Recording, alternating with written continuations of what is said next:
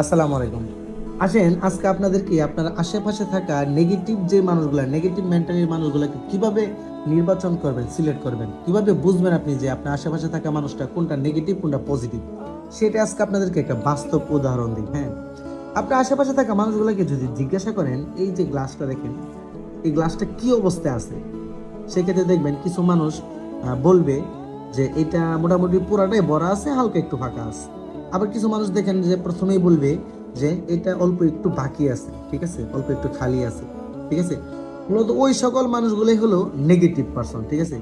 আপনার ভিতরে দেখবেন এইটুক পরিমাণের জ্ঞান থাকার পরেও, এতটুক পরিমাণের আপনার পজিটিভ থাকার পরেও দেখবেন এইটুক মানুষের চোখে পড়বে না। আপনার যে একটু খালি আছে, এই খালি জিনিসটাই আপনার এই দোষটাই মনে করেন যে হাইলাইট করে ধরার চেষ্টা করবেন, ঠিক আছে। তো এরকমই যদি এরকম দেখেন না, ঠিক আছে, সেম আপনি বুঝতে পারবেন যে এই মানুষগুলো নেগেটিভ।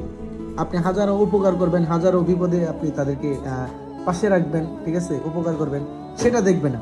তারা শুধুমাত্র এই যে আপনি একদিন কোন দিন একটা ক্ষতি অথবা একটা ভুল করছেন ওইটাই মনে রাখবে, ঠিক আছে। আর এই সকল মানুষের কাছ থেকে সবসময় দূরে থাকার চেষ্টা করবেন।